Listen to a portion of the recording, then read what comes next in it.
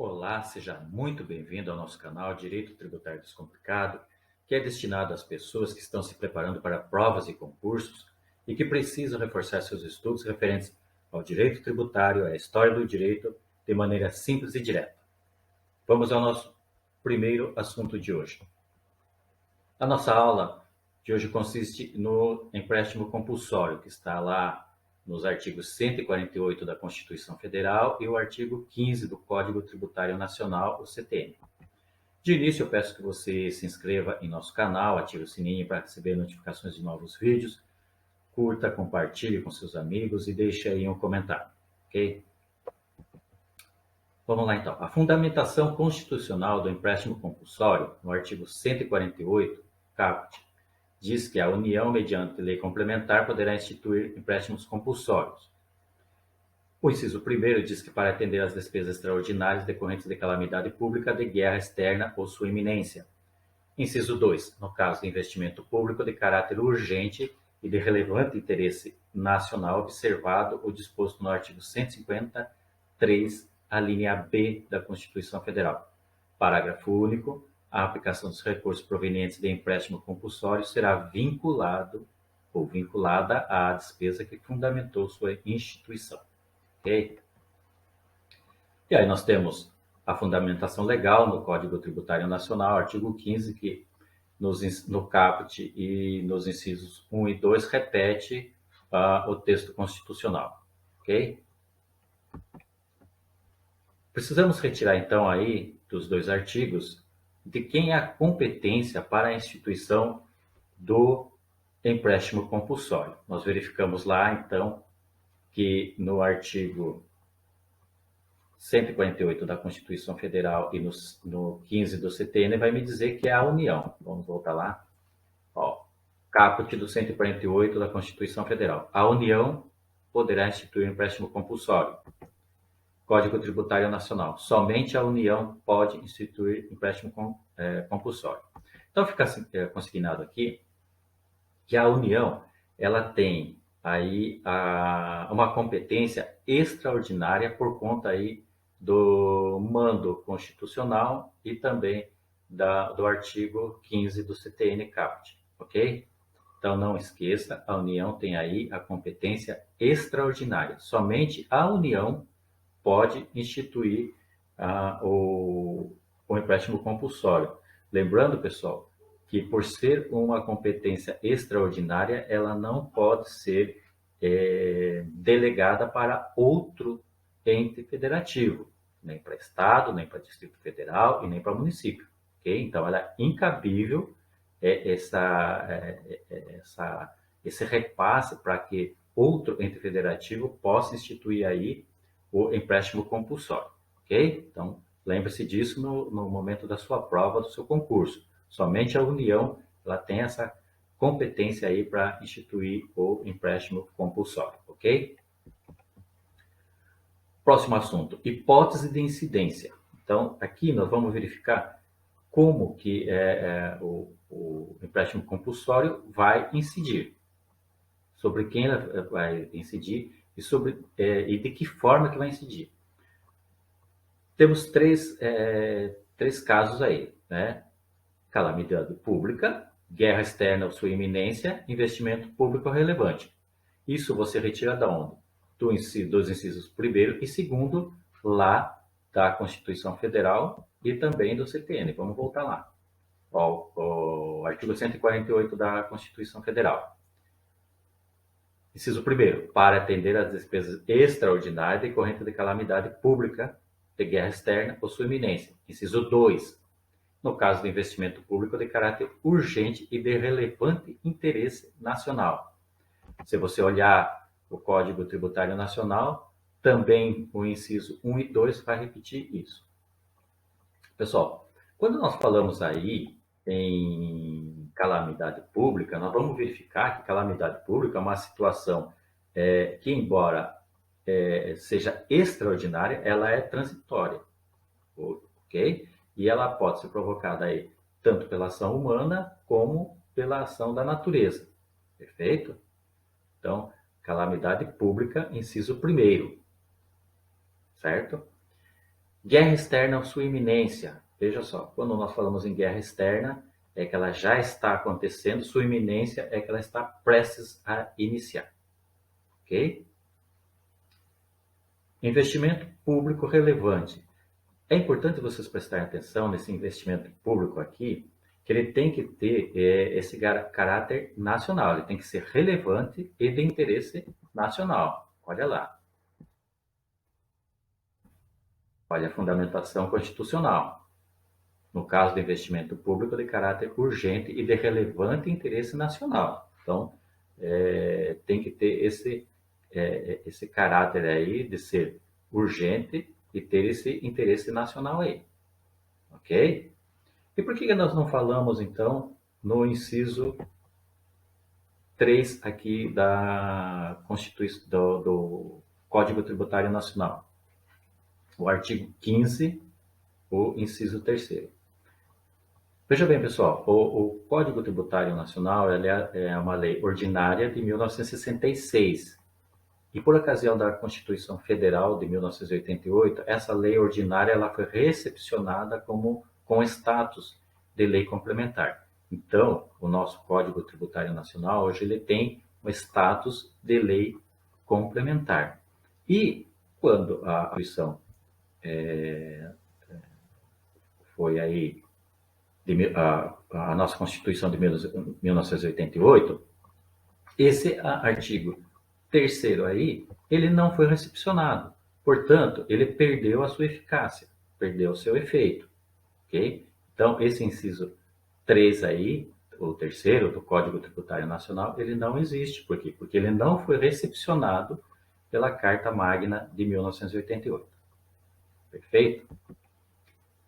Competência, hipótese de instituição. Nós temos aí ainda o processo legislativo. Pessoal, quando eu falo em processo legislativo, é de que forma que esse empréstimo compulsório ele vai ser instituído. Quando você volta lá, na fundamentação constitucional, você vai verificar que o caput já me dá o processo legislativo. E isso você não pode esquecer.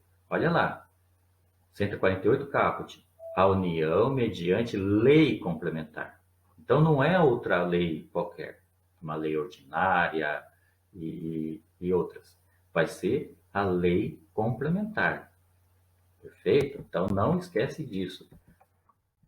Vai ser instituído e disciplinado por meio de lei complementar. Não pode esquecer.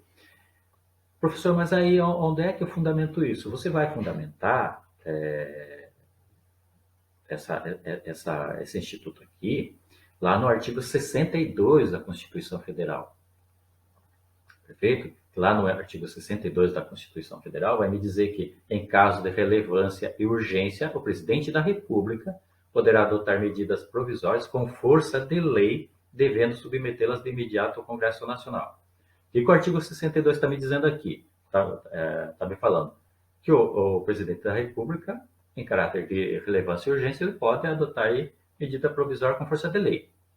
Porém, parágrafo 1º, é vedada a edição de medidas provisórias sobre matéria, inciso 3º, reservada à lei complementar. Ora, nós vimos lá que no caput do 148, a instituição do empréstimo compulsório, ela vai ser instituído, vai ser disciplinado por meio de lei complementar. Então, não pode ser um outro tipo de lei, nem mesmo uma lei delegada. Ok? Não esquece disso, vai ser disciplinado e criado ou instituído por meio de lei complementar. E aí, por conta disso, nós temos aí, claro que, então, é vedada a utilização de leis ordinárias ou medida provisória, pela razão do que nós já falamos aí.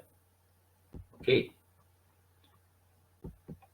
E aí nós temos, então, o fato gerador. De que forma que o empréstimo compulsório ele vai incidir? Olha só, temos algumas características, então, do empréstimo compulsório. Não há previsão no texto constitucional do fato gerador, ok?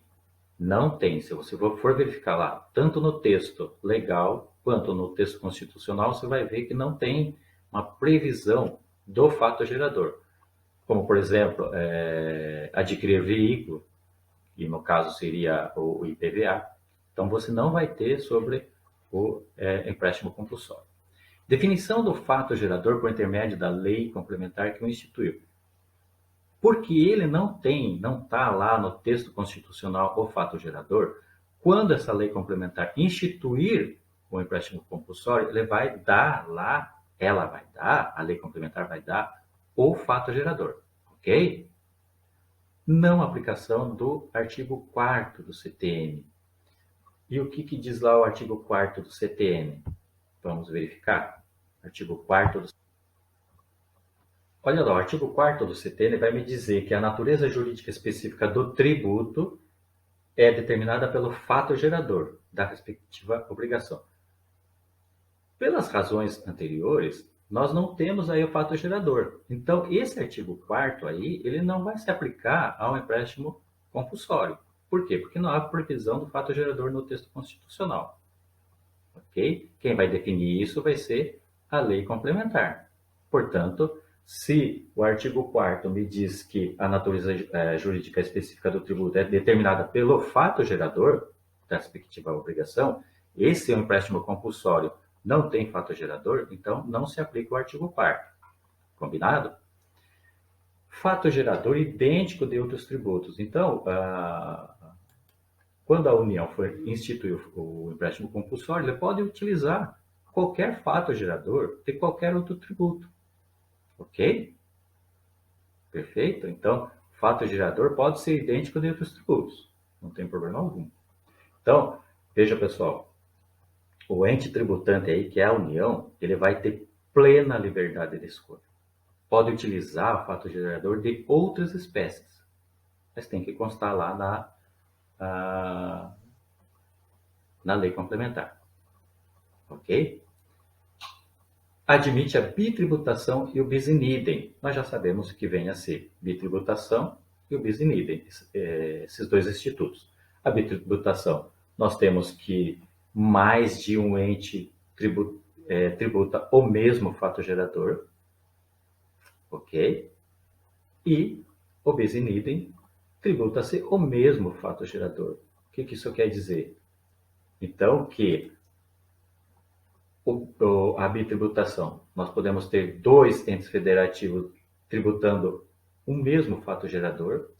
O bis in idem, um ente federativo institui dois tributos sobre o mesmo fator gerador. Ok? Então, o empréstimo compulsório, ele admite esses dois institutos aí que é vedado.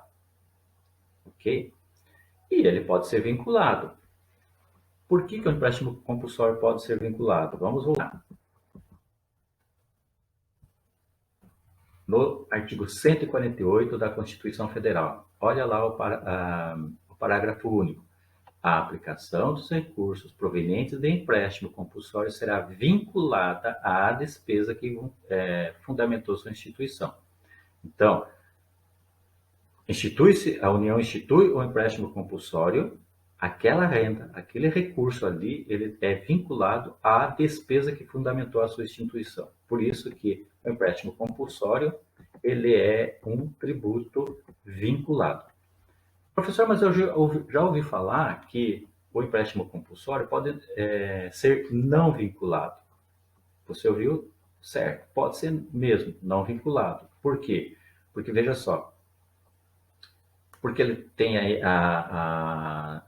não tem a definição do fato gerador, então ele pode utilizar aí, por exemplo, um imposto.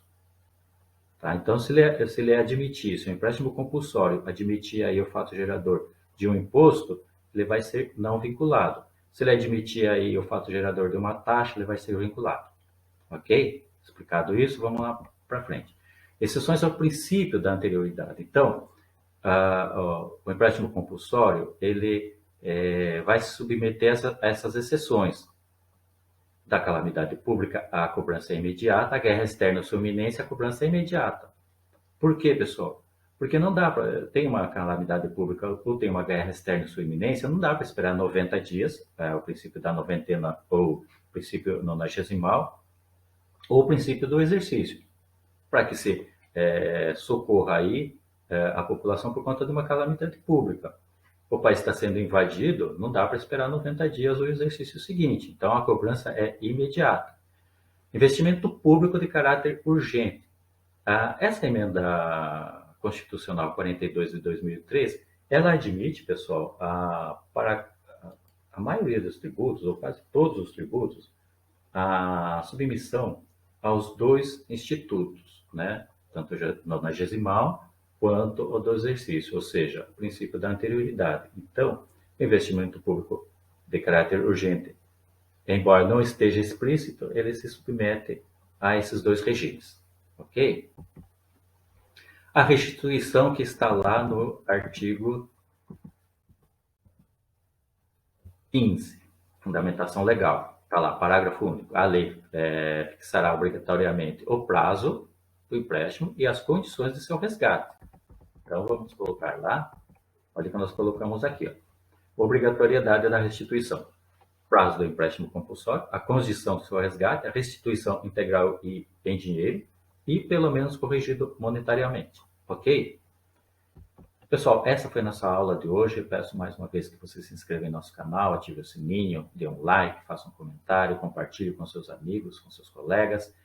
E nós agradecemos a você estar aqui conosco. Forte abraço, até o nosso próximo encontro. Muito obrigado.